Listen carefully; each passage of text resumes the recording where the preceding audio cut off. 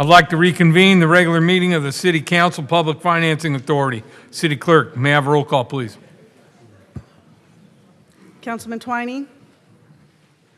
Here. Councilman Kennedy? Here. Mayor Pro Tem McKeon? Here. Mayor Burns? Here. Councilwoman Vandermark? Here. Councilman Gruhl? Here. Councilman Williams? Here. All present. All right, tonight's invocation will be given by Huntington Beach Police Chaplain James Pike.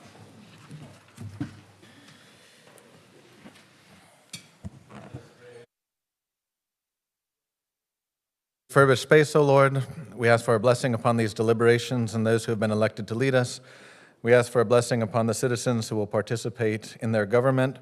And we pray for our city now that summer's here, for those who will visit us, for those who will recreate at our beaches, for our first responders, for marine safety and our junior guards. And for Friday, as we gather to celebrate our nation, may it be a time of gratitude and also a renewal of life, liberty, and the pursuit of happiness. And P.S. God, a blessing on Big Leota's shoulder, and we ask this in your holy name. Amen. Amen. All right, please join me in saying Pledge Allegiance to the greatest flag in the world. I pledge allegiance to the flag of the United States of America and to the republic for which it stands, one nation, under God, indivisible, with liberty and justice for all. I already started.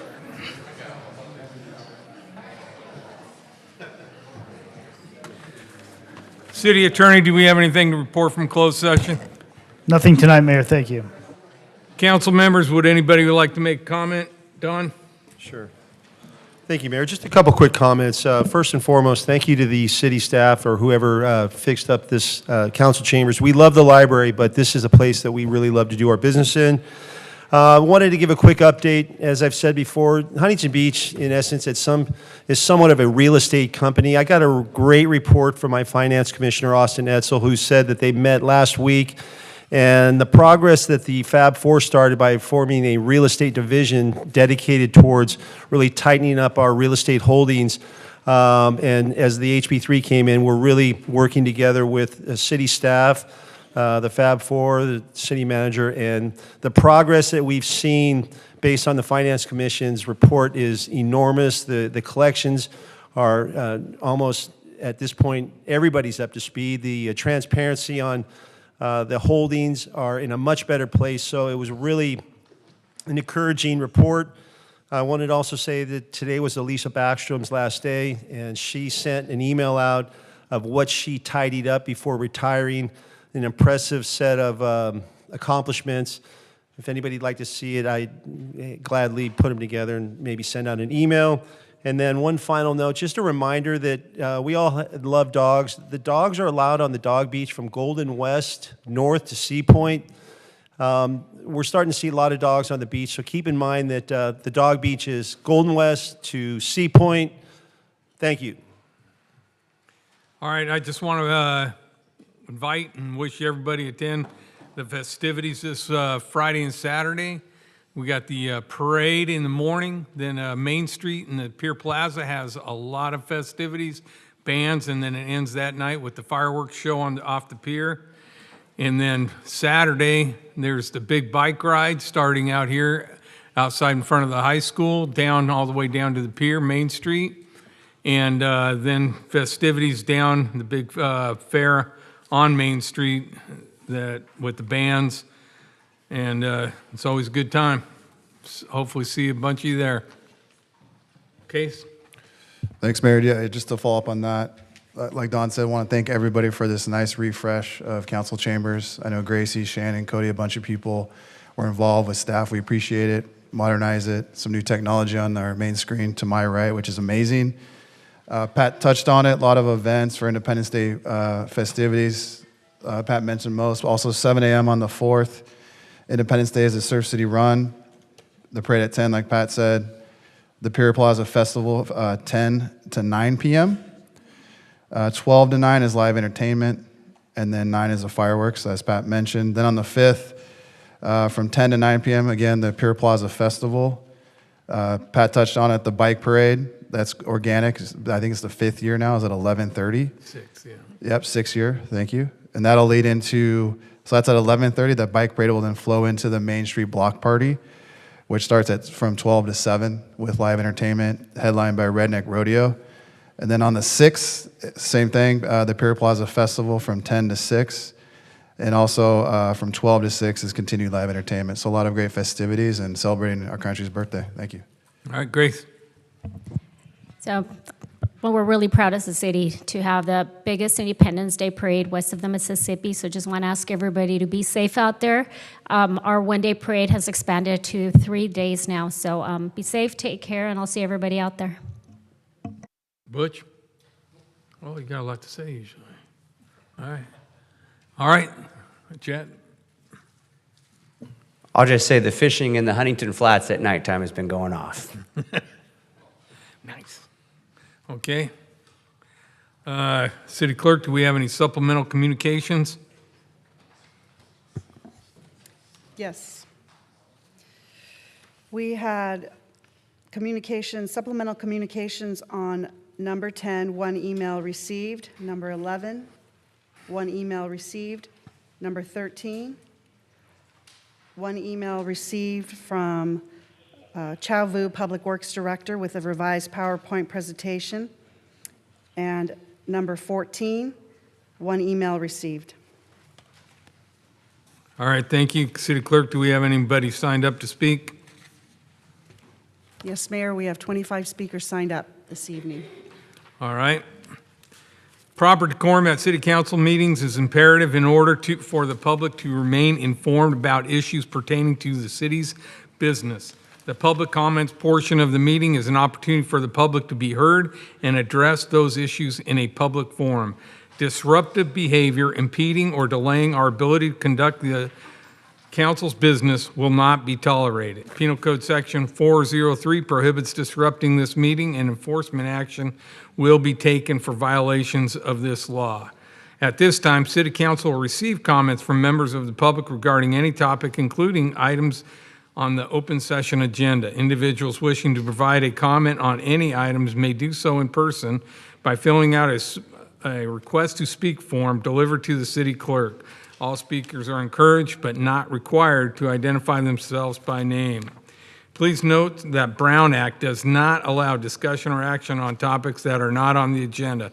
Members of the public who would like to speak directly with a council member on an item not on the agenda may consider scheduling an appointment by contacting City Council's administrative assistant at 714-536-5553 or emailing the entire City Council at city.council@surfcity-hb.org.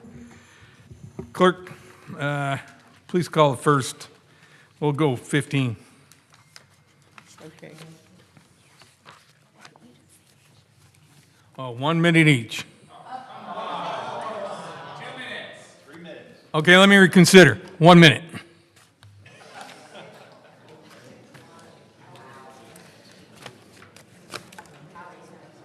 Mr. Amory Hanson, Harry McLaughlin, Andrew Einhorn, Eric Shine, Tim Geddes, Brenda, Donald Eugene, Charles Jackson, Tom Ursano, Paula Schaefer, Russ Neal, Wendy Rincon, Bethany Webb, Lenore DeMars, B Channel. Thank you, Mr. Mayor. My name is Mr. Amory Hanson. I'm speaking tonight in support of item 14, the Mayor and Councilman McKeon and Vandermark's item to conduct a feasibility study on allowing the International Surfing Museum to use space in the Main Street Library. Although this will be a difficult effort, I know that the City Council is up to the task. Surfing is a major part of Huntington Beach's history, and continuing to have a museum of surfing is important for Huntington Beach's future. Let's continue to share what it means to be Surf City. Once again, I urge a yes vote on item 14. Thank you. Happy 4th. Can you hear me? Thanks for giving us 60 seconds of your precious time. Rather than tapping into reserve funds to balance the budget, which is a questionable business practice, reconsider the financial opportunity of generating revenue at the library auditorium and associated rooms. Have staff review the financial history of the prior years.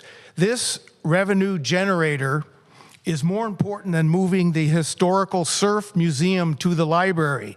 Finally, your hot mic remarks expose the contempt you hold for Huntington Beach residents. We deserve better than fake leadership. You have obliterated the word professionalism, and this city and its citizens deserve better. The time for accountability is now. Thank you. Next speaker. In a recent article by Councilman Twining in the Daily Pilot, he opines about the lack of decorum and respect at our city council meetings.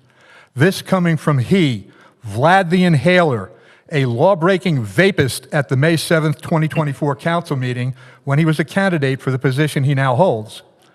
Such a lack of self-awareness would be laughable if it weren't so pathetic. Councilman Twining also preaches that his perceived disrespect and decorum emanates from the podium and the audience, totally oblivious of the classless vulgarity displayed on several occasions by our current sitting mayor. Respect is earned. It doesn't automatically come with the elected position. You want to earn some respect? You want to regain a modicum of respect? I call on the city council to, at a bare minimum, censure Mayor Burns for his crude comment and behavior June 17th, or better still, call for his immediate resignation. Guess what? I got a fever, and the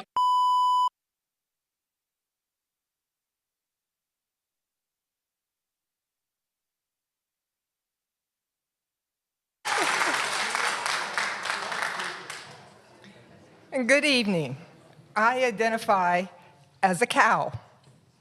Compassionate, open-minded, and woke. Proud of it.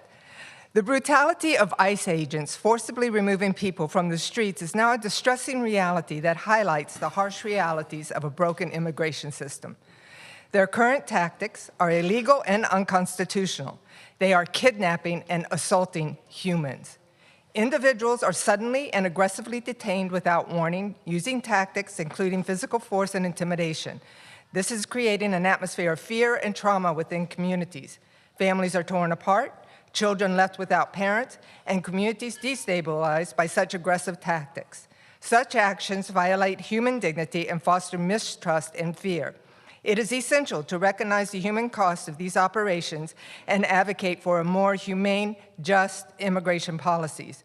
Respecting human rights and ensuring fair, lawful treatment should be at the core of any enforcement act.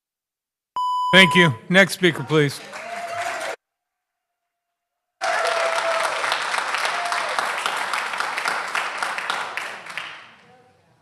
Wendy OG Cal Rincon. 2 weeks ago, Mayor Burns, your mic wasn't the only thing that was hot, so was your contempt.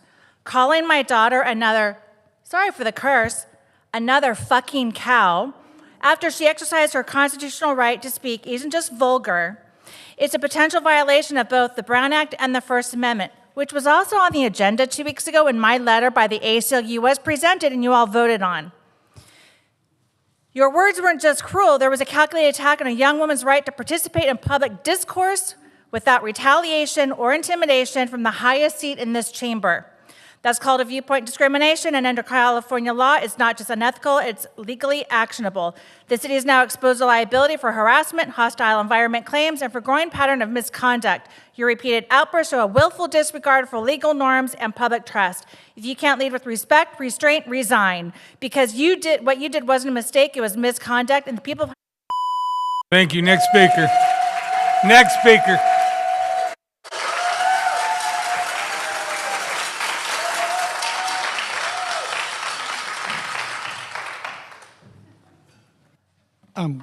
Good evening, Mayor. Good evening, Mayor and City Council. Tim Geddes in the House, a very divided House, I might add.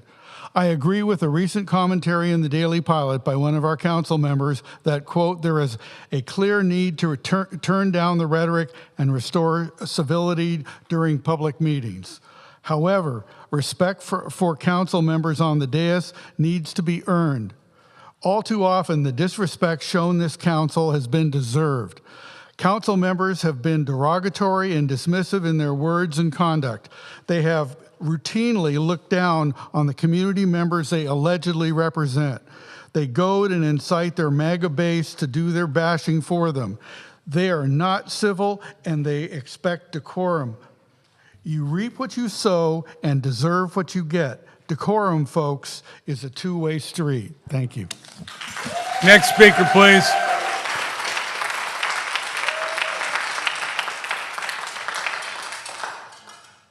Mr. Mayor, you warn us of not using foul language or we could be removed and arrested. Maybe you're the one that should be removed and arrested. No respect for the citizens that you represent. No respect for the office of mayor. Don't you own a sport jacket for a formal meeting like this? Trying to play dictator, we pay your salary. You don't represent us, you don't respect us, so we will never respect you. You should resign from the city council. The rest of you are just cult followers who tag along with your stupid red hats. Why don't you wear red Nazi armbands? It's the same thing. I'm disgusted with all of you. Next speaker, please.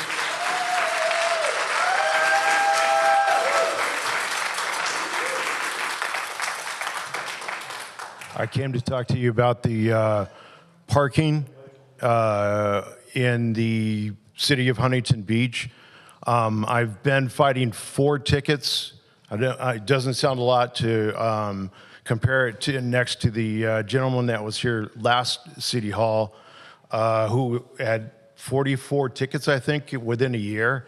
My tickets are, I've been fighting them within the police administrative hearing process for 7 months to get out of there and try to get into the court system where that's where they should be heard.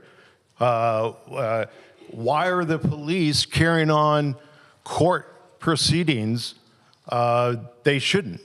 The courts are supposed to carry on any court type of proceeding. Thank you. Next speaker. All right, this Independence Day, let us reflect on just how unique this American experiment in human self-government is. Nearly all other forms of human government are some form of monarchy or oligarchy, with a small elite group ruling over the oppressed masses. Our American system, based on faith and family, successfully balanced order and freedom, creating a unique land of opportunity with a large middle class. But this system has always been under attack by would-be dictators. Today, the attackers follow the Cloward-Piven strategy of breaking our system and collapsing our social order in order to replace it with their oligarchy. They were close to succeeding until the MAGA movement arose and gave us a fighting chance to restore our nation, and I am grateful that this council is part of that movement. Thank you. Good Independence Day. Next speaker. Regarding agenda item number 10, I am proud to have been part of the Yes on A and B campaign. I am here this evening to see this resolution adopted by the City Council. Again, I thank the many voters of the city for their significant efforts as volunteers and their yes votes. Given the small number of residents who voted in person, I urge the City Council to carefully analyze this data and evaluate the cost of implementing the approved voter identification requirements. Since voter identification requires in-person voting, it contradicts the apparent preference of the vast majority of Huntington Beach voters who prefer to mail their ballots. Also, considering the city's budget constraints, this may be a cost that should be avoided. I would also have expected that a motion to censor Mayor Burns would have been on the agenda this evening, given the comment that you made at the last City Council meeting. Since Councilmember Twining is concerned about this, I'm going to quote him and say, "Let's do better together. Decorum is earned."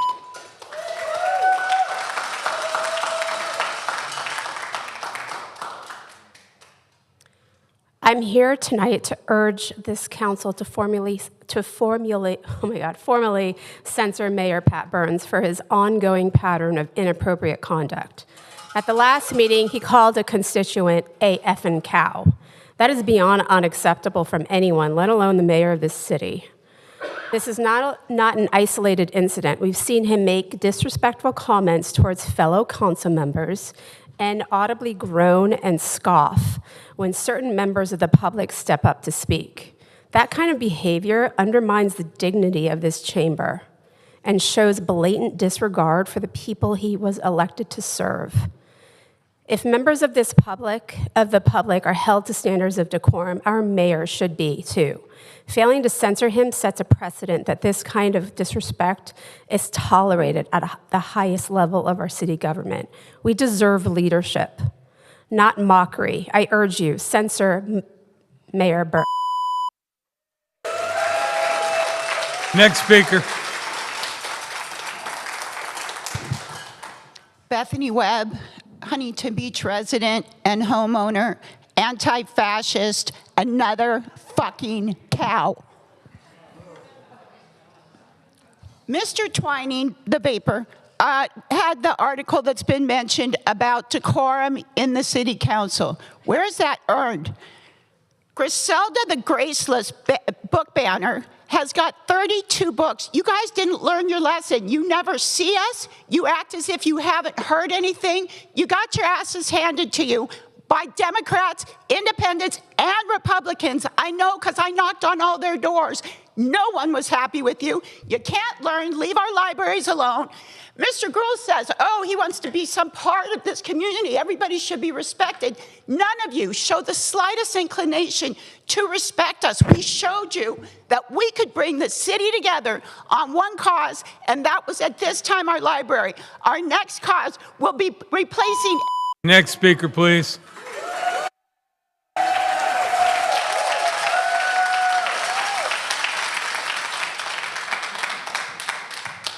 Huntington Beach has a 7-0 city council. The home team loses. Huntington Beach needs a balanced city council. It is time to move forward and have districts like other cities have. I propose a compromise solution. Make 4 districts, divide the city into roughly equal quarters. Having 3 at-large members gives continuity to the past. This has the best of both approaches and the worst. Changing this method will have the advantage that Governor Newsom will hate it. Going with 4 districts and 3 at-large members will stick it to the man Newsom. But as it is, 7-0 and the home team loses. Next speaker. No story time this week because I cannot make up a story that anyone would believe about a mayor who thinks it's A-okay to openly call his colleagues pieces of shit. A mayor that calls speakers stupid, pigs and cows. A mayor who says about speakers, fuck them. A mayor who limits speech to 1 minute, then declares HB a First Amendment city. Lecturing us about decorum while in the next breath calling a young woman speaking at the podium another fucking cow. No one would believe that story, but here we are. These are your words, Pat Burns. How dare you lecture us about decorum while you use profanity against the public? People who have lived here longer than you, native-born residents. That young woman that you called a fucking cow was born here, Pat. Were you born here? No. Resign and save all of us. It's clear you hate your job. You moan and roll your eyes and use profanity against our citizens. Thank you. Next speaker, please.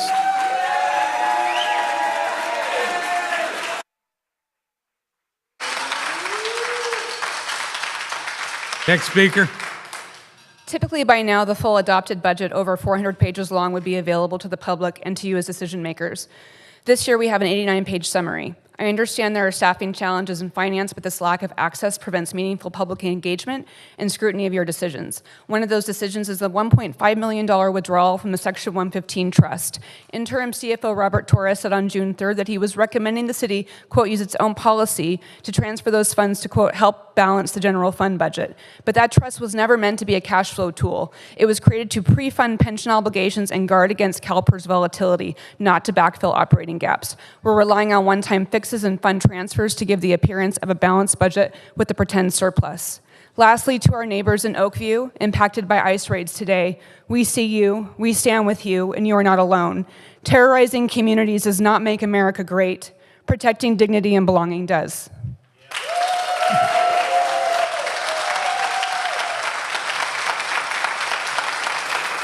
Chris Rini, Perry Clithrow, Libby, Nancy McCain, Michelle Morgan, Gaylina Connery, Eileen M., Lynn B., Dave Reinerson, Regina, Kanan Durham.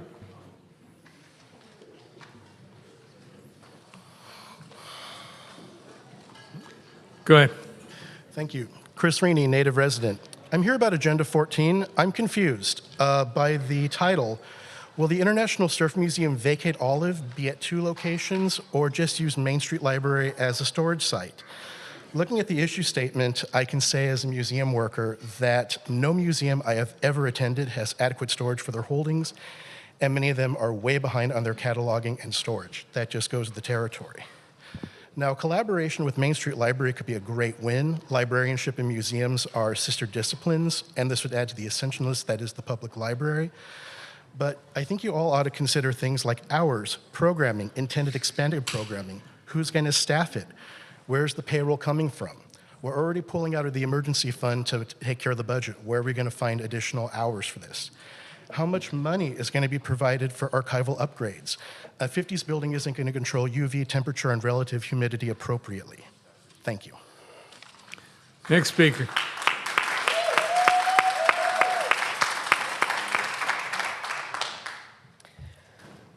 Butch, I read your Daily Pilot op-ed. You are so right calling for civility, respect, and decorum in the community and in the council chambers. It shouldn't be that hard. Everyone, no matter where we are, and certainly in public, should abide by those guidelines, right? With that in mind, I am confident that you will be calling for the censure of Mayor Burns for his extreme lack of civility, respect, and decorum. When he called one of the public speakers another effing cow at the last meeting. If not, you're really only calling for your opposition to quiet down. Please step up and demonstrate that you truly meant what you wrote and put it on the next agenda. And by the way, is lying in keeping with your call for civility, respect, and decorum? You told a gathering last week that there was never, ever, ever any intention to outsource the library operations. If the council really had no plan for library outsourcing, why didn't you just accept the petition for that item as written and save some money on your special election? I, for one, would really like to see some civility, respect, and decorum from those on the dais. Thank you. Next speaker.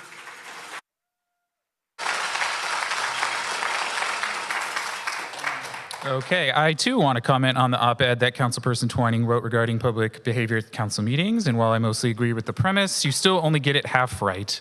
To your credit, you do a great job of blaming and deflecting all responsibility onto the audience members and speakers at council meetings. But you conveniently fail to acknowledge the role that the 7 of you have played in stoking those flames. The lack of decorum is a direct reflection of the tone that you set as supposed leaders of this city.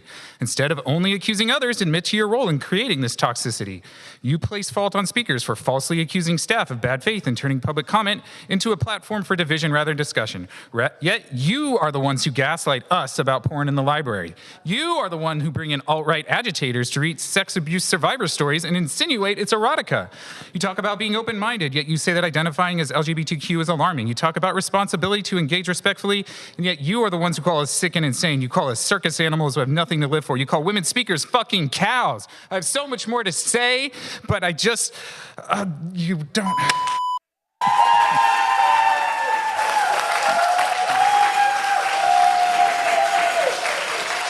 Next, please. I have a lot to say. but today I only have 1 minute. So I'm going to use my 1 minute as a PSA, public service announcement. Yesterday, I went to a funeral for a 3-year-old. This 3-year-old drowned in a pool. I am using this time to make sure that we take efforts to teach our children and to teach our adults water safety. Our city offers water safety classes at our city gym and at different pools throughout the city. I please encourage everyone to take those classes and take their children and their senior citizens. Senior citizens statistically drown more than children. Also, when you do have a pool party, there has to be an adult always looking. You wear something on your neck and you watch the child, you watch the people at the pool. It's important. It is important so that everyone has a person that watches over. Thank you. Next speaker. Perhaps, given the cease and desist letter that the council received from the ACLU, the council will treat citizens of differing viewpoints with courtesy and respect. Perhaps. Perhaps, given the resounding success of the campaign to pass measures A and B, the council will listen to and consider the voices of their opposition. Perhaps. Perhaps, given the budget situation, the council will focus on their primary job of running the city effectively and refrain from performative politics, needless lawsuits, wasteful spending, and gifts of city money to their financial backers. Perhaps. However, given that you chose to redesign the city's logo with no input from the citizenry, I certainly have my doubts. Ball's in your court. Next speaker, please.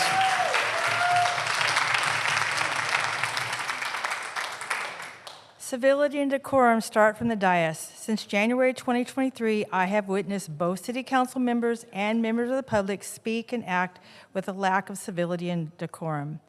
Actually, we rarely even see council members look as if they're even listening to the public speakers. And Lord knows we've heard a lot of profanity from the microphones.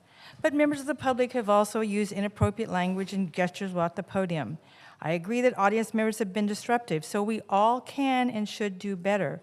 But it does start with our elected officials being respectful towards the public.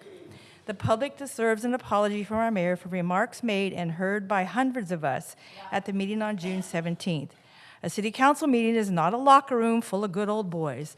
So hundreds of us are waiting to hear, at a minimum, an acknowledgement that profanity is not acceptable from the dais. Next speaker, please.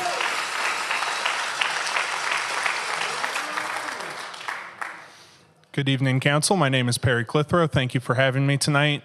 I'll keep it very quick because everyone else is saying it too, but I would really appreciate it, Mayor Burns, if you helped improve the civility in this city by treating that relatively minor responsibility of that mute button with a little bit more respect. I've officiated sports for more than 20 years, the majority of my life. If I showed even a fraction of the contempt that you show on a regular basis, I would be run out of the parks and the courts that I work on. I just can't imagine, and there have been coaches and teams who upset me, who say some things that I don't like, and if it does not cause me to affect how I do my job, it does not cause me or affect my demeanor or my temperament on the field. And I assume too, as a police officer, I really hope this is maybe something that has come about only just in your political career, because it really does make me question the quality of your career as a police officer. A very, very important job that I did respect. Next speaker, please.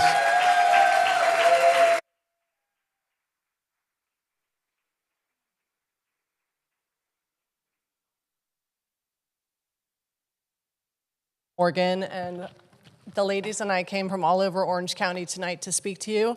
Unfortunately, the time is only a minute. We wanted to give you some very important information about the 2024 general election and read a resolution on the record for you.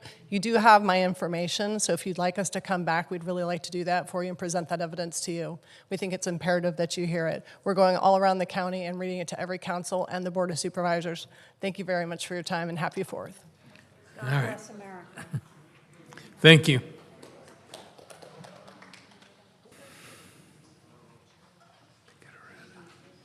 Ma'am, if you can, fill out a blue card if you want to, if you can get get in touch with you. We'll set something up. Next speaker, please. Hi, Kanan Durham here. First of all, I noticed that the remodel removes the only accessible seating area in the city council chambers. So I guess you guys just love lawsuits. Right behind you. Right behind you, man. Right behind you. Right behind you, right there. Right. Yeah. So you got people who are sitting behind. Yeah. That's wheelchair accessible. We'll see. Yeah, that was a big part of the redesign. So can I have my time back now that you've been talking back and forth at me? I'd like my 10 seconds back. Of course. Thank you. Just keep talking. Waiting for my 10 seconds back. Thank you. So now, Butch, you made an op-ed about decorum, and so I wanted to make sure that we talk about some of the things that have been said by members of this council. All public record, Andrew Gruhl called his constituents circus animals. Pat Burns, as we've all heard, has called constituents fucking cows. Gracie has called everybody groomers. Don Kennedy, we have all seen your posts on the Facebook pages talking about the LGBTQ community. Butch Twining called his constituents comic relief and pathetic human beings. And Chad has called us outright evil. So if we're going to talk about decorum, let's remember where we start. If you do not respect us, don't expect us to respect you. Thank you. Next speaker. Good evening, Pat Goodman from Huntington Beach. And I just wanted to say something about how sad it is to see people carted off without any due process. And it really hurts my soul as an American. And it's really a tragic time in our history. And I'm praying that this will end and that common sense, rule of law will once again resume within our country. Thank you.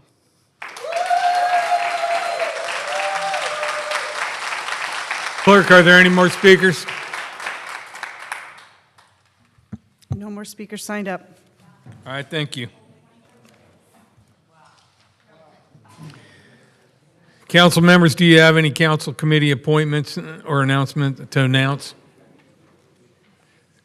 Andrew? To the Planning Commission, I'll be appointing Eric Christensen, and to Public Works, Ben Goldberg. All right. Does anyone have anything to disclose with negotiation disclosures? Before that. Oh, the AB 1234 reporting, anybody? Yeah, Mayor, I attended the International Council of Shopping Centers Conference, ICSC, last Friday at the Hyatt, and spoke with, it's a retail commercial real estate convention, and I spoke with industry leaders, many high-profile tenants about the successes we've had with our streamlined HP program, expediting the permitting process. I shared with them how business-friendly Huntington Beach is, now that since we've been elected in 22, that we're open for business. A lot of those businesses were unaware and excited to now come to the city of Huntington Beach to open up businesses, retail shops, and restaurants. So it was a very great event attended by over 200 people, and I was proud to represent the city. Thank you. All right, Butch? Yes, I attended the Orange County Council of City Governments last Thursday in Irvine. All right, anybody else? Okay, now, any negotiation disclosures? No? Okay, city manager's report. Thank you, Mayor and City Council. Oh, that's loud. There we go. That's good. Yes. In preparation for the 121st Independence Day celebration here in Huntington Beach, city staff from all departments has been working to make this a successful and safe celebration for our community. Today we have an update by our police department and fire department on the ways we are working to make it a safe celebration. We have Lieutenant Toby Archer and from the fire department, Chief Darren Witt, to provide a update for the city council and our community.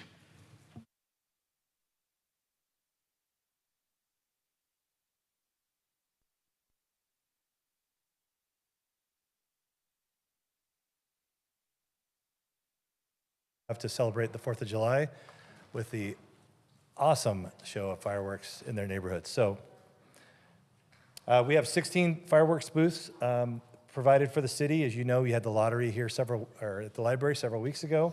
All the booths have been fully permitted to sell safe and sane fireworks. The hours are listed July 1st, 2nd, and 3rd from noon until 10 p.m. and July 4th they can open 10 a.m. to 9 p.m. The safety protocols, they needed to attend a fire and police department safety meeting. They have to have 24-hour security, so it means people on site at all times, and have a daily fire department inspection.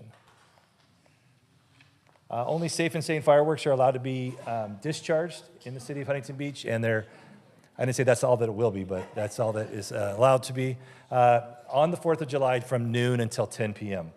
You can see the seal of the state fire marshal must be listed, and we have a citation for those that violate that municipal code.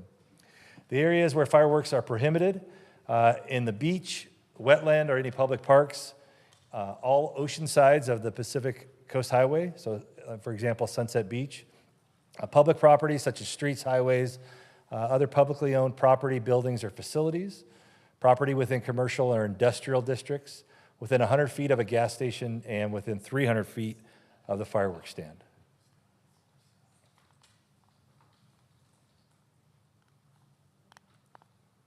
There we go. So proper disposal. We want to know that most 911 calls for fires in Huntington Beach on July 4th are the result of fireworks being disposed of improperly. The ideal way is to have a bucket of water, soak them completely, and allow them to soak overnight. Once they're done, wrap them up in plastic and you can dispose of them properly. Unfortunately, I myself have been to several homes that have caught fire, people staking their spent fireworks, throwing them in the trash can. Unfortunately, we had one set of folks who took them and put them inside their home because they didn't like the way it looked outside, and unfortunately caught their house on fire. I'll turn it over to Lieutenant Archer. Thanks, Aaron. So from an enforcement posture, obviously the police department is going to be on a max deployment on 4th of July. We have every one of our officers working throughout the day, whether it's in the back half of the day with fireworks enforcement or the fireworks show, or in the front half during the parade and some of the other festivities. But that being said, obviously, safe and sane fireworks are illegal. Chief Witt talked about the hours in the areas that they're able to be dispensed. Obviously, those during the training program that the fireworks stands have, they are told when and where they can be dispensed, and also that it can only be sold to people that are over 18 years old. There are a number of different fireworks violations that we can issue, whether that's somebody underage, outside of the hours, but then also there's more serious violations for like explosive devices and that kind of thing, and even up to felony charges for some folks.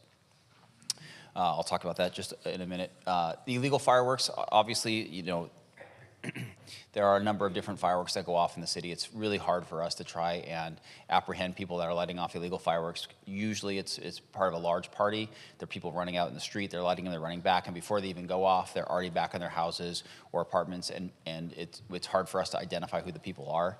If you have information about houses that are lighting off illegal fireworks consistently, please feel free to report those. You can report them through the My HB app, or you can call the Loud hotline.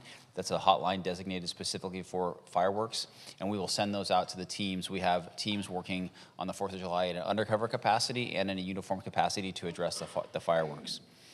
If you have information prior to the 4th of July, our Special Investigations Bureau has been sending out this letter, which is to residents that we know have had a history of or are currently setting off illegal fireworks. It's telling them the violation of the law and reminding them of the hours. These addresses, if we're able to identify specific addresses via complaints or through historic records, we will also send those patrol checks to those teams that are working the 4th of July firework enforcement to go check those addresses to see if they have any violations that are committed in their presence. And then, as I talked about, we're going to be doing a lot of enforcement on the 4th of July, or we'll send a lot of enforcement teams out there, but we've also been using our undercover teams to purchase illegal fireworks, and we're coordinating with the fire department to do that. We have firework bins throughout the city at some fire stations and at the police department to dispose of illegal fireworks once they've been taken.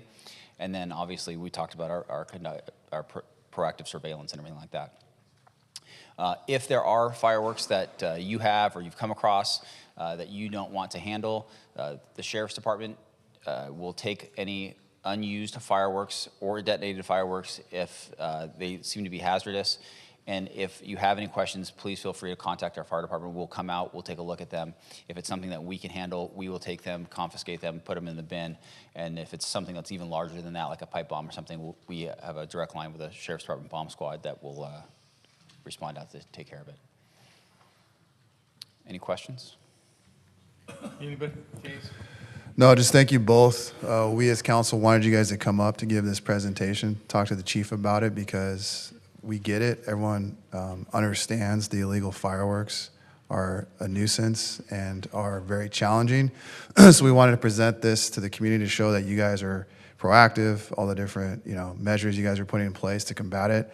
But Toby, can you kind of expand a little bit about why it is so challenging having to obviously catch somebody in the act, and then how this is just not a phenomenon in Huntington Beach? Yeah, there's, I mean, if you look on YouTube, you can see, different cities throughout the Southland that have huge fireworks going off throughout different cities. The problem is you have to catch somebody in the act. So just mere possession is sometimes difficult to apprehend because you don't know if they're safe or sane. And you only learn after the fact once it's a mortar tube or something that's shot up in the air. But once that's done, that's usually 30 seconds or so after someone has already lit it, run back to the side of the street. So the folks that live down in the numbered streets or off of Alabama or California, some of those streets where it's very densely populated, there's a number of house parties that are occurring. Sometimes it's almost impossible for us to drive a car down the street in the first place, but then to be able to identify who the actual culprit is who lit off the firework or who is in possession of a firework, because people run and it's dark, it's late at night, it's loud, it's distracting. And it's a simple resource thing too, right? We have probably 100,000 folks on the beach that are there for our fireworks show. It's hard for us to traverse the beach. The fire department and marine safety put up a lane through the sand so that we can drive. But getting to somebody who's on the beach, getting someone across PCH, it's very difficult. We have our SWAT team out there for a number of different things too, and they have to deploy on different sides of PCH because we know traversing across is going to be difficult just due to the crowd size. And it's a numbers game. It's limited resources. So we're definitely prioritizing our response to different things, and when we can, we do our best to enforce them, but they're hard to catch, and so it's tough to we have to think about the safety of everybody. Yeah. Can you put that slide back up? I think it's just important about the phone number to call.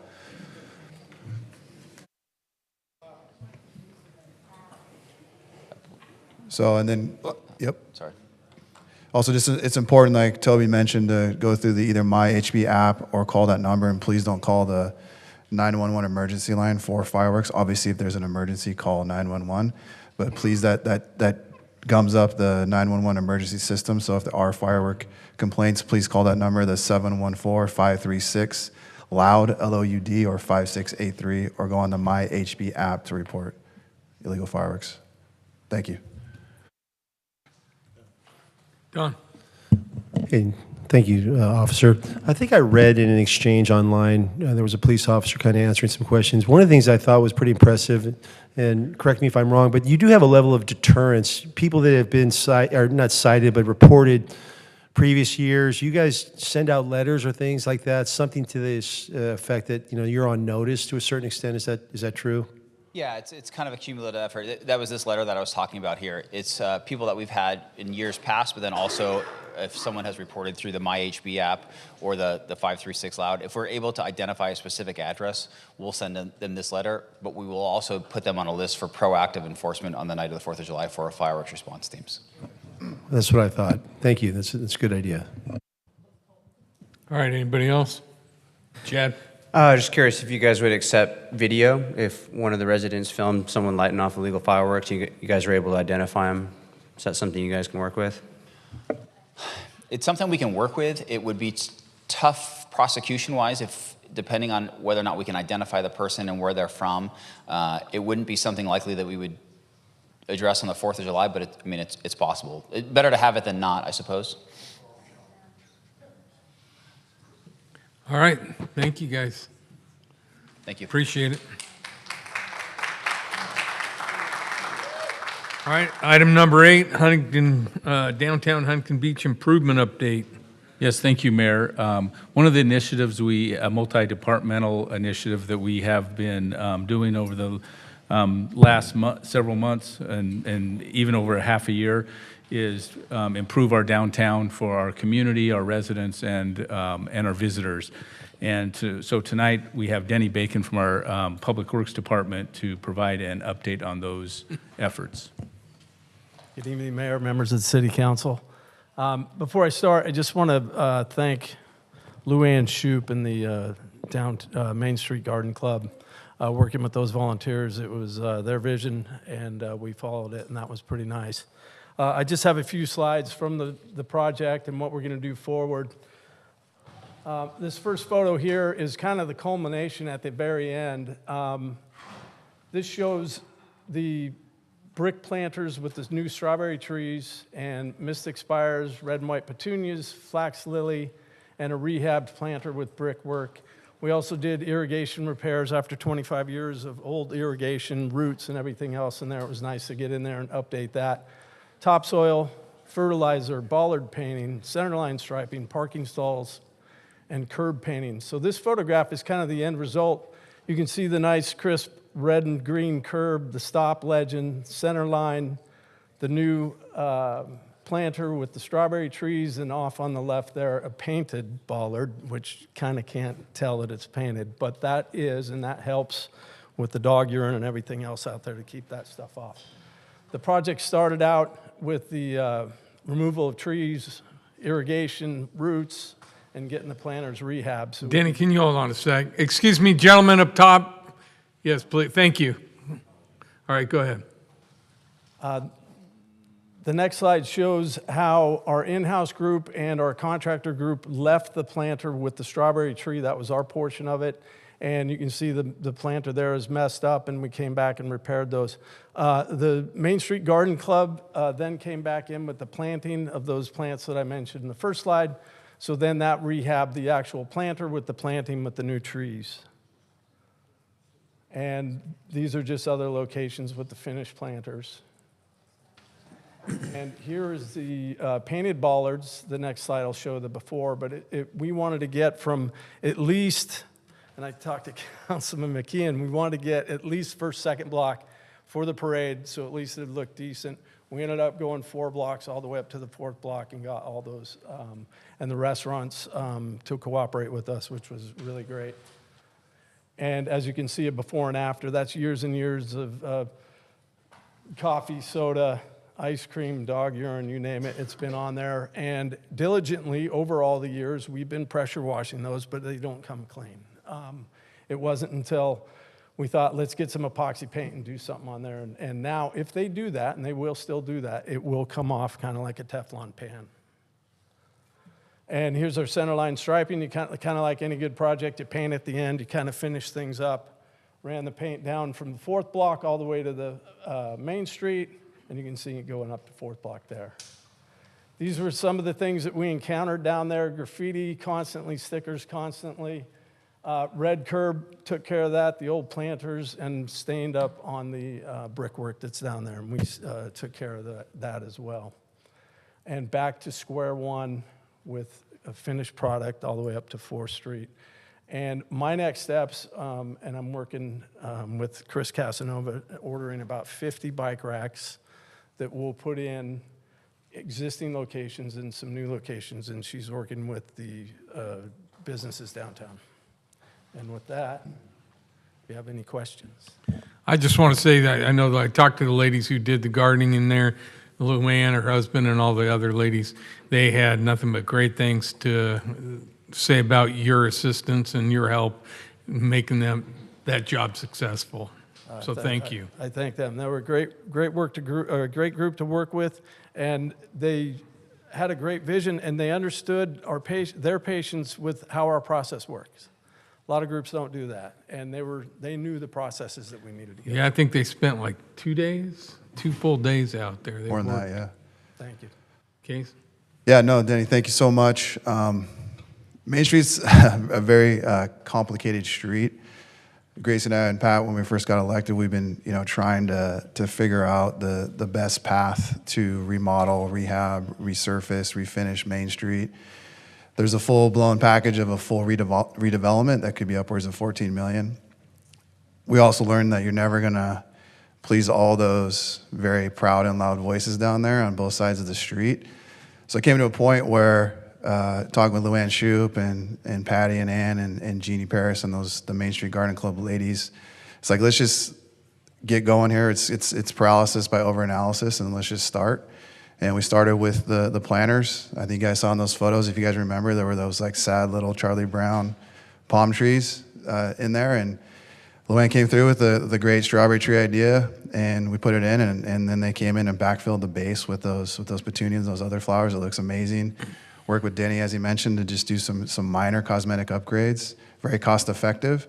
But it's a good start because it really enhances the image and the aesthetics of Main Street. We then, before that happened, we met with every landlord down there. They're fully on board. They expressed frustration too about just upgrading the aesthetics of Main Street. It paid off because if you guys know the IHOP space that was vacant, they just landed Champagne's, which is an amazing breakfast lunch spot off of, there's one in Newport off of Bristol. And MacArthur as you come off the 73 freeway. Very, very well done restaurant. It's going to be a great amenity to Main Street, going to drive a lot of sales tax dollars. It's an amazing restaurant. So just by doing this cosmetic upgrade, it's just lifting the profile of Main Street. We've actually met with Visit HB, explained to them our concerns. With the hotels, they've gotten together in the last budget, and they're contributing a significant amount now to the cosmetic upgrades of Main Street. So more to come, but we wanted to get this first wave done right before Independence Day Parade, so it looks clean and fresh. And you'll see now as businesses that are up there, that are currently in there, they'll kind of see that too, and I'm confident they're going to step up their game to want to raise their level to match the cosmetic upgrades that we did. So we appreciate Danny and everyone's work, and there's more to come, and just wanted to bring this forward for the community to see that we are working on it, and acknowledge the amazing volunteers with this Main Street Garden Club. So thank you. Grace? Yeah, I also want to thank you for taking the time to do this. Tiny little changes make a big difference. And also for working with our volunteers. I want to thank the volunteers, Luann, Patty, all the ladies that went out there as well. They love our community and they wanted to get back. And this was a way that it shows. They go out there, we get to see the work that they did. And it's really wonderful to see how invested our community members are. So thank you for getting this done. And one thing that you mentioned is the process. You know, when I first started on council, I used to say, well, why don't you just get it done? Why is it taking so long to do it? And we explained that to them, and they understand. So thank you for taking the time to explain that to them as well. So thank you for all the time. Anybody else? Well done. Yes, thank you so much. All right. Moving on. Okay, consent calendar. Does anybody have anything they'd like to pull? Mayor, I'd like to pull 13, please. Number 13. Anybody else? Okay, I'd like to move 9 through 12. Second. Okay. Clerk? Councilman Twining? Yes. Councilman Kennedy? Yes. Mayor Pro Tem McKeon? Yes. Mayor Burns? Aye. Councilwoman Vandermark? Yes. Councilman Gruhl? Yes. Councilman Williams? Yes. Motion passes 7-0. Okay. Tom Herbell stepping up. Prepared Can you with hear me? number 13. Yes. Can you hear me? Yeah. All right. Well, good evening, council. I'm here to present tonight for the professional services contracts. We've met in the last few days with quite a few of you, and this will just be a quick recap. So the background and the need. The Public Works Department, we need engineering consultants to augment our staff, to help with the planning, design, inspection, various improvement projects throughout the city, and we need qualified firms. The RFQ overview is, it covers multiple disciplines. So what's on the docket tonight is for bridges, environmental, ocean, storm drain, sewer, streets, and water projects. The city previously had 27 on-call firms 4 years ago. Guess what? We're just wash, rinse, repeat. So it's another 27 firms that are presented tonight. And here's the big why. Engineering support. It includes diverse infrastructure projects. You see them as you drive through the city all the time. We got $8 million flood control stations to $5 million water wells, the whole gamut to street projects. We have design reports that we need. We also have specialized studies for projects. We have a lot of geotechnical engineers that help us design things and tell us what to do and how to get there. We also need assistance with grant applications, inspections, testing, and regulatory compliance. And the task orders are all issued in compliance with our municipal code. And the on-call task orders, just to give you just a little overview, in the last 5 years, we issued 28 task orders in 2021, 26 task orders in 2022, 19 in 23, 22 in 24, and 10 in 25. So in the last 5 years, the city has issued over 100 task orders. And also for CIP project support, the Y, projects typically include about 25% in on-call consulting services. So when we have like a $5 million sewer lift station, it's usually about $1 million design to help us design it and then build it. In the last 5 years, the value of the CIP projects is $238 million, and this equates to about $60 million in fees for professional services. And the little chart below just gives you the values in millions of the 5 years of the CIP. Under procurement process, a total of 37 proposals were received in response to the RFQ, and we review those in accordance with all of our guidelines. We've got state guidelines, we have our own municipal code, our finance department helps us out with all of the reviews. So there's a lot of hands that touch this within the city. It's not just Public Works. In addition, the panel ranks each proposal based on qualifications. We don't look at price. Due to the Brooks Act, we have to look at qualifications-based selection. That way we know we're getting the best. And then they're submitted as relevant experience. We also do reference checks. You know, sometimes reference checks don't pan out, and guess what? They get a little check mark against them.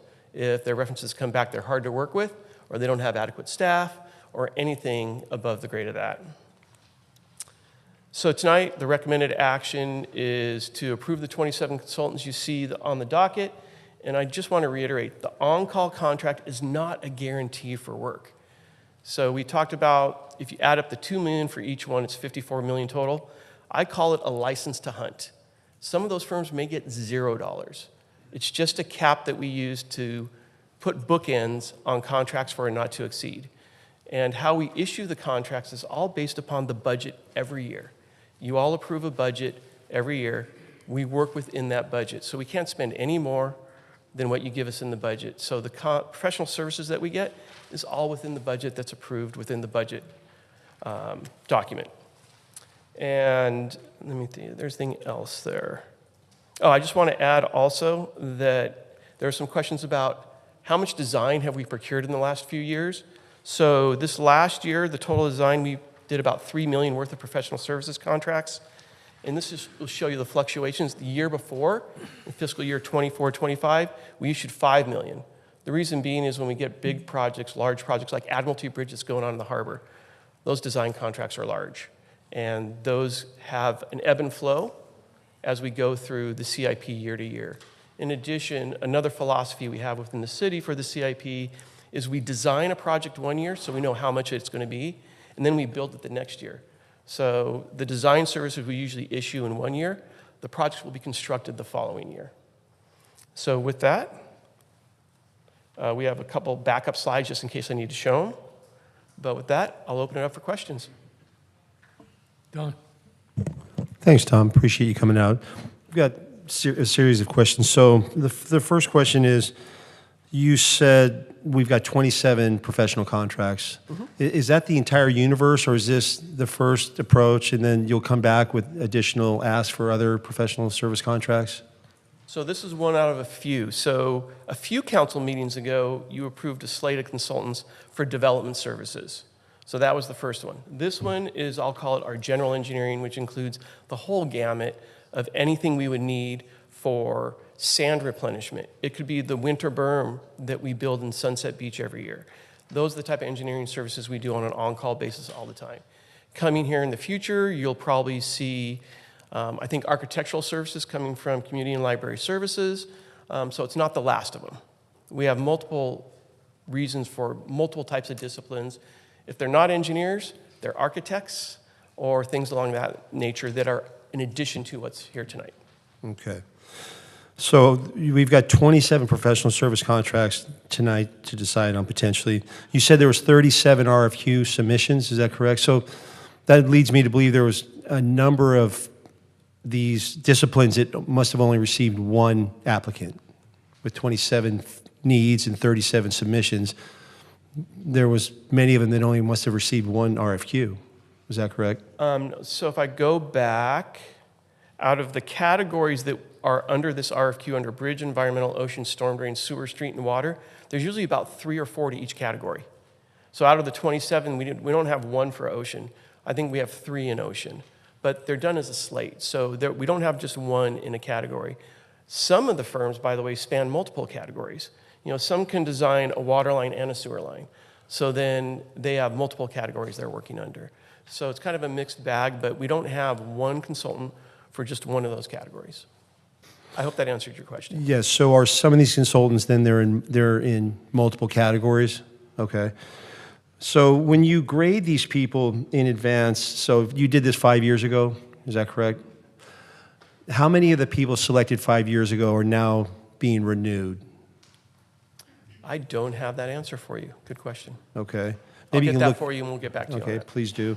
Secondly, along that note is, do you go back and look at the, let's say there are some people now here or some that are not here. Do you go back and you look at the initial assessment before you hired them 5 years ago and how you graded them, best of class, this, that, and the other thing?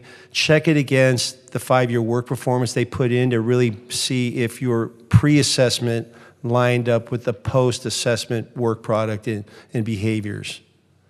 So when we deal with the consultants, it's kind of like when you hire a plumber. A plumbing company can have 4 different plumbers and they're all different people. Some are good, some are not good. So firms, consultant firms are the same way. It's all about the project manager you get. Sometimes we get good project managers, sometimes we get ones that don't perform. So we keep a track record. I like to say that every day you're working for us is an interview. And when things go south, guess what? The next time the on-calls come up, you might not get selected. In addition, if things don't go well with the consultant midstream, we won't give them any more work because we have certain expectations of our consultants to give us good projects for a fair price. Do you know how many you've paused along the way over the last 5 years, kind of where you maybe missed the mark on the onboarding? 2.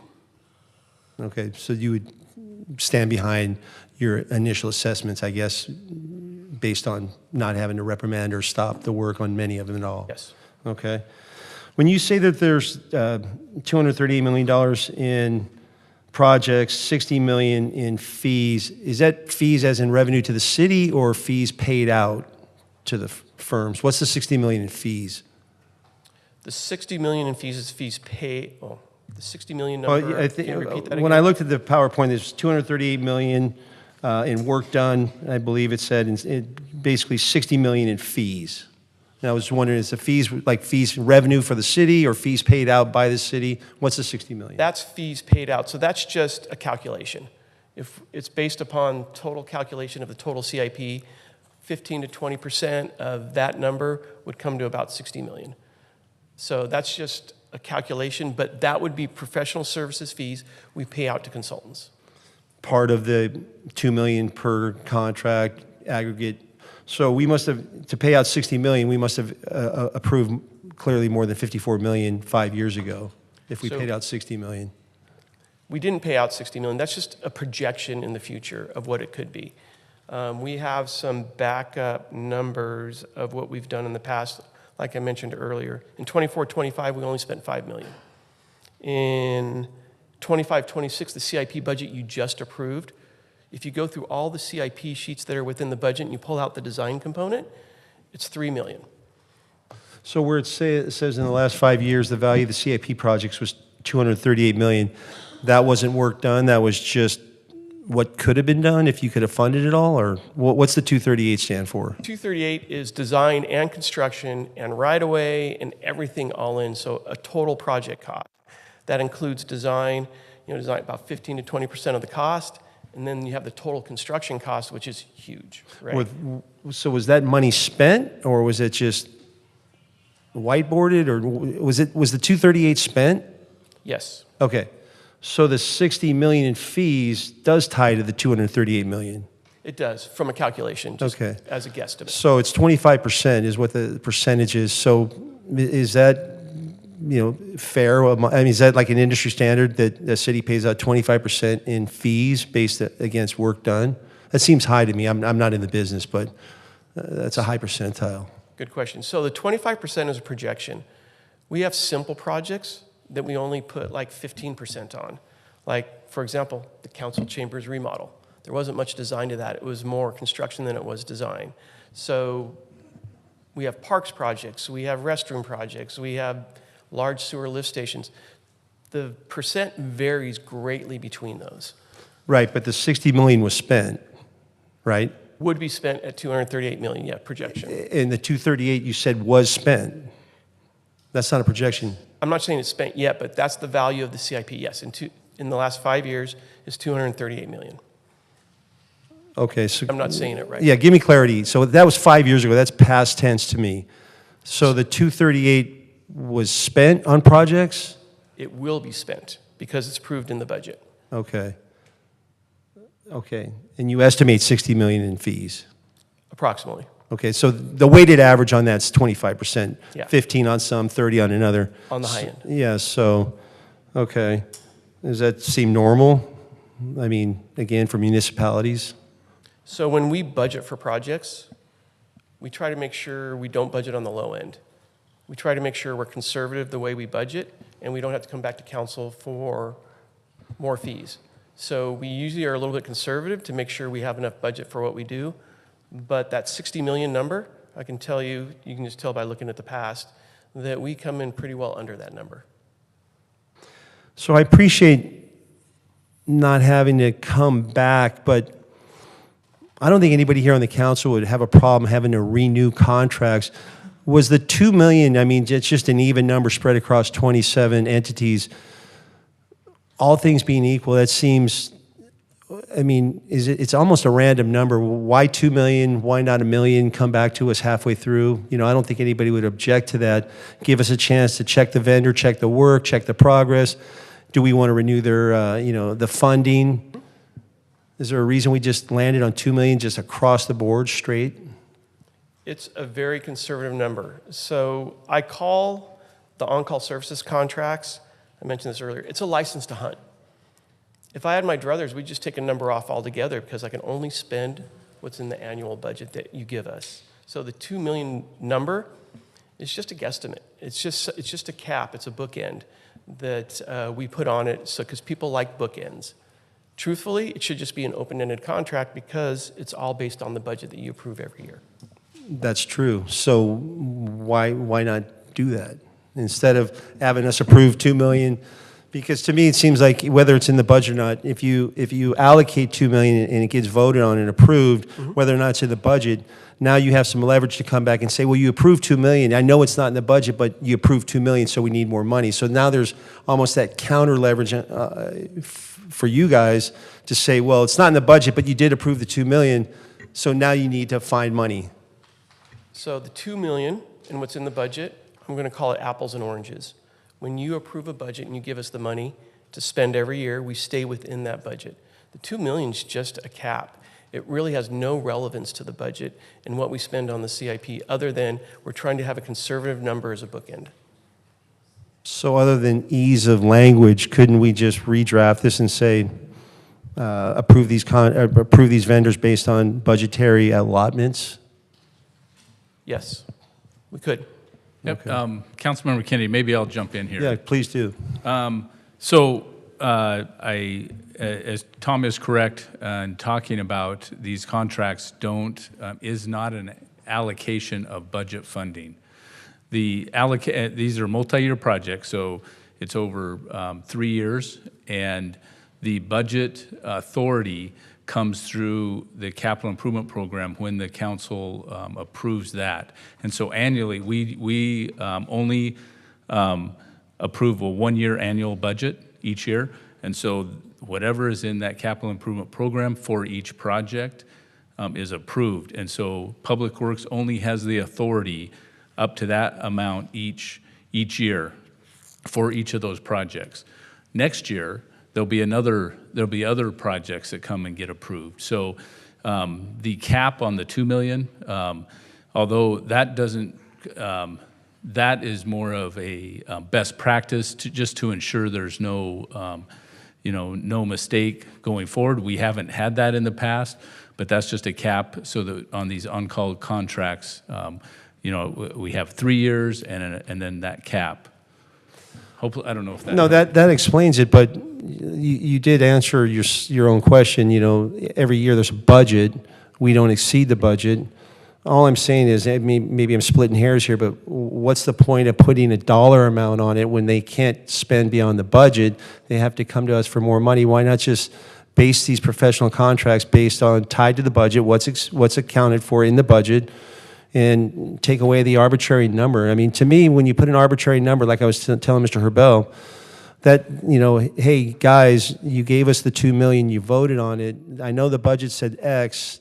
We're running short, so you're going to have to re-budget because we've already allocated the potential spend. Why not just take that language out? Maybe it's standard practice. To me, it seems pretty random. Travis, isn't it like a finance department accounting practice? Yeah, take a bet. Can I put a clarification on this?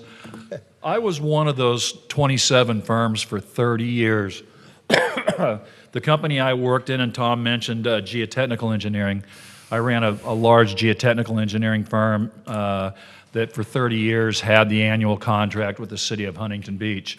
And I used to tell Tom, and I told Travis before, it used to drive me crazy. We'd spend, 50, 60 hours putting together the proposal for the RFP that the city of Huntington Beach sent us, and they would award us a $2 million contract. And then when a project would come up, like, say, the Warner Street Bridge is the one I really remember because that was a big project. They said, okay, Twining, go ahead and put together a proposal for this project. And I said, well, I already got a contract for $2 million. They go, no, there's other firms that got contracts too. You're now in competition with those firms. The reason that $1 million wouldn't work is because I recall our budget, our geotechnical budget and materials testing and inspection was in excess of $1 million. And if we only had $1 million in a task order, because they issue a task order for every single project that they put out to the 27 consultants, then they might have to have 2 firms come in and do it. So the reason that they have $2 million, and then the other thing is, another thing that always bothered me, I'd get this $2 million contract every 3 years, and I'd only bill $40,000 over 3 years, and I thought, wow, I did really well, and then I only billed $40,000 because that's all the task orders that I won over the period of time. So the $2 million is, like Tom says, it is bookends, and I know every single one of those 27 firms because I was in the engineering business for 45 years. I know them all. They're the best of the best, top of class. The city of Huntington Beach does not cut any corners on their engineering consultants, as evidenced by picking Twining Laboratories for those 30 years. Yeah, right, just a cheap pitch there. But the $2 million does not mean that Twining or any of those other firms that were on their SOMAS, whatever, they're not getting $2 million. They might get $40,000. That's my exact point, Butch. Thanks for making that for me. The point is, like he said, it means nothing. So it's a pointless, it's a numeric, but had we not elaborated on this, I think from the standpoint of the city, the residents, that they're busy, trying to cover the gas bill and take their kids to school. They see that the city allocated $54 million. I wanted to call this out from the consent calendar. Really, I know the answer to many of the questions, not all, but in order for the public to understand, what's going on. But to Butch's point, what's the point of the $2 million? It was meaningless to Twining Labs. It's meaningless to anybody because they're only going to be able to spend what's in the budget.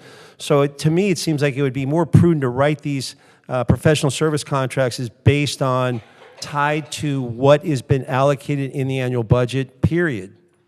That's the way I would look at it. Maybe there's a reason you have to do it somewhere else. I don't know. So some agencies do an on-call list without a limit on it, and that's and that's something we can look into. And then Well, the limit's the budget. Correct. Okay, go ahead. And so I was saying we could look at doing an on-call list without a limit on the contracts, and then do it through the budget if you would like, if that's what the council would like us to do. Well, I'm just one person. I'm just looking for clarity on why we just randomly put $2 million on 27 professional service contracts. Butch spent $40,000. He just got done saying it's a meaningless numeric connotation, and what's the point? That's all. Yeah, it's just, and it's just another safety gap that is put in place, and then if we go above that, then we'd have to come to council for the contract, as well as budget authority through the capital improvement program. Either way. Right. But it's my understanding that the finance department, requests that for accounting purposes, reporting. Like, they don't want open-ended contracts. So they like to quantify. They take the average across all those firms. These contracts are spread out over multiple years. I mean, of course, it's something we can look at. But that was what I was told, is you don't want this open-ended contract. They want to put an arbitrary ceiling on it just for, general reporting and accounting purposes. Quick question then. So flipping this conversation, whether it's Butch or whoever wants to answer, would the vendor even bid absent some sort of ceiling cap or governor on there? Or would they just not bid because then there's no number? They need a number in the contract in order to bid, correct? No. Okay. So as Travis had mentioned, there's other agencies that have no limit on them. So they want the work. But couldn't that hurt us?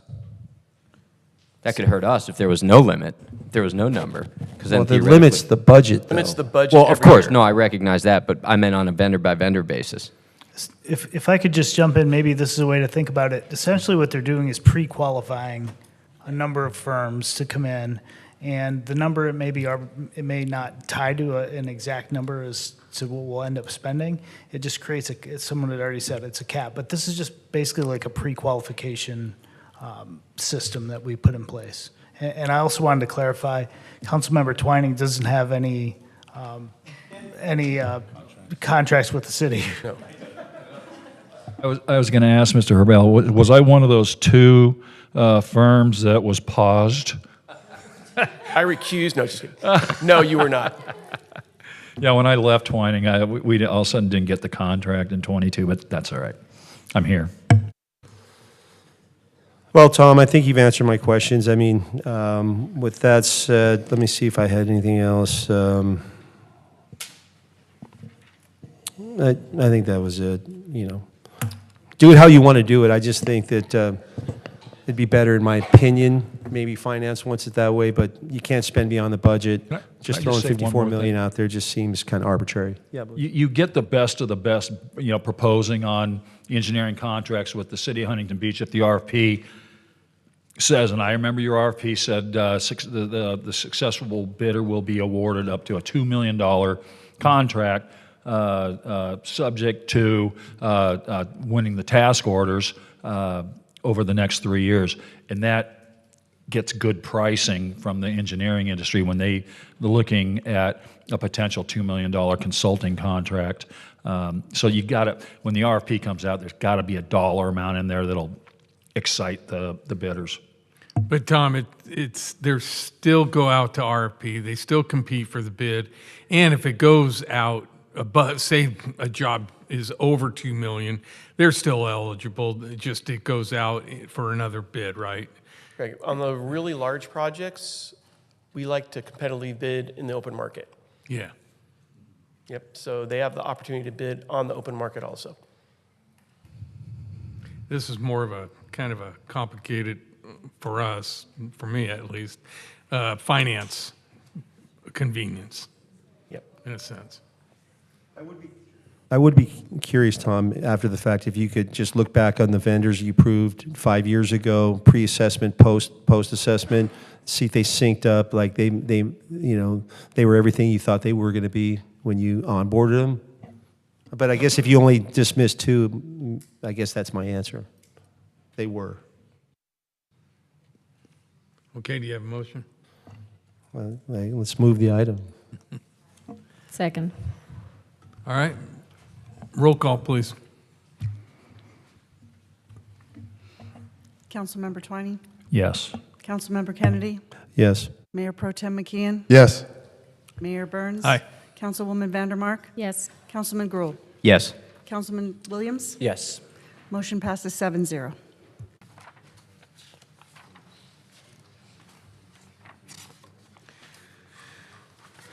Okay, we're going to move on to item number 14, potential co-location of the Huntington Beach International Surf Museum at Main Street Branch Library. I'll read the issue statement. The Huntington Beach International Surf Museum has approached the city to explore the potential co-location of the museum within the downtown Main Street Branch Library. The HBISM has been located on Olive since 1990, but has outgrown its current facility. The limited size of the existing location has prevented the museum from displaying many of its larger and more significant surfboards, some dating back to the 1930s, as well as other archival materials. The HBISM also maintains a collection of historic documents, publications, and surf culture artifacts that are currently not accessible to the public due to lack of storage, cataloging capacity, and archival infrastructure. A shared space could allow the creation of a specialized research collection housed within the library building. Additionally, co-locating this museum in vacant areas of the library may open the door to future collaboration with the Huntington Beach Art Center, helping to establish a cohesive cultural district along Main Street that highlights the city's history and identify as an international surf destination. The museum's leadership has expressed interest in establishing a collaborative partnership with the Main Street Branch Library to enhance the visibility and accessibility of its location, while also activating underutilized office space within the library building. Visit Huntington Beach has indicated preliminary support and may assist in underwriting relocation and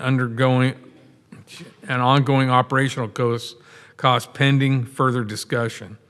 Before further consideration, a full review of the state's compatibility, operational impacts, and required land use entitlements, including a potential conditional use permit, will be necessary. The recommended action is direct staff to evaluate the feasibility of co-locating the HBISM within the underutilized space of the Main Street Branch Library. This review should include an assessment of available space, operational compatibility, potential collaboration benefits and impacts, entitlement requirements such as conditional use permit in coordination with HBISM, and visit Huntington Beach regarding relocation and funding roles. Staff shall return to the City Council within 90 days with findings and the next steps. We just need to help out what we can. You want to go? Yeah. Well, I'd like to start by thanking PT. He's put a lot of time, energy, effort. You're, a part of Huntington Beach. You do. And yeah, and I think actually outgrowing the current facility is a good problem to have. We're trying to find a solution. It is Surf City, USA, and this is just for us to see if this is something that will work out. Maybe we can collaborate with the Huntington Beach Art Center, turn that into a little art district where people can it'll be a little destination. Instead of just coming down to the second block, first block to shop, second block to eat, maybe people can the tourists can work their way out there to go to the Surf Museum, the library, and maybe even collaborate with the library and have some reading programs. So I'd like to thank the board, the Huntington Beach International Surf Museum for putting in the time and the effort, and looking forward to what staff comes back with. Yeah, just to expand on that, some questions have been raised. Mr. Reedy, I see you're up there in the audience. So should this go forward, The current International Surf Museum would relocate from their existing building and then fuse in with the Main Street Library. So the Main Street Library will remain, and then the Surf Museum will be a part of that. There's a lot of amazing historical artifacts and pieces in the Main Street Library. I think it makes sense to then fuse that together with the Surfing Museum artifacts to have an all-in-one library and International Surfing Museum. Gracie touched on it. And then you could imagine collaborating with the Art Center. You could have an amazing event there, perhaps some food, hors d'oeuvres, et cetera, then walk across the street to the library, have a International Surfing Museum exhibit, potentially at Lake Park, activate that whole area, up the profile of the Main Street Library, give the International Surfing Museum a home it greatly deserves, put it on the map, high profile. We are Surf City, we need a high profile location for our Surf Museum to give it the credit it's due, to give PT all his artifacts that he's got stored there and other places. There's a lot of vacant rooms in the Main Street Library. There's a second floor potentially down the road that could be accessed as well. And then also that existing location of the Surf Museum would then be cleaned up and will then be vacant, then the city could lease to another tenant. So I know there was some questions on that with the word co-locate, but that would be the plan. Obviously a lot of work to be done, but if done right, it could be a really great fusion of the library with the International Surfing Museum, and like Gracie said, make that kind of really a center part, focal art area with the Main Street Library. Don? I'm just really excited about looking into this. I've been in Huntington Beach a long time. That surf museum was my doctor's office in the 70s. And I got my first cat at that library, so there's just a lot of good mojo between those two buildings, and that surf museum does need, a better location. The synergy between the surf museum, the library, Main Street, it just all fits. I hope the staff can come back and really put together a proposal that just makes nothing but sense, so it's an easy yes vote. The Surf Museum has so much more potential, and I think by, revitalizing really the Surf Museum by virtue of a new location would also just through osmosis bring a lot of new energy and excitement to the library as well. So I think it's a hand in glove, perfect fit. We are Surf City, as Casey and everybody knows, has already said. So I'm looking forward to seeing what staff does. I think it's a great idea, and it's a great H item, you guys, for proposing that. And thank you, PT, and I see Mike Adams up there. He must be part of it. Good stuff. Looking forward to seeing what happens. All right, anybody else? I'll move the item. Second. All right. Roll call, please. Councilman Twining? Yes. Councilman Kennedy? Yes. Mayor Pro Tem McKeon? Yes. Mayor Burns? Aye. Councilwoman Vandermark? Yes. Councilman Gruhl? Yes. Councilman Williams? Yes. Motion passes 7-0. Would any council member like to add any new business to the next agenda? I'll make a motion to adjourn. Second. Okay, the next regularly scheduled meeting of the Huntington Beach City Council Public Financing Authority is Tuesday, July 15th, 2025 in the Civic Center Council Chambers, 2000 Main Street, Huntington Beach, California.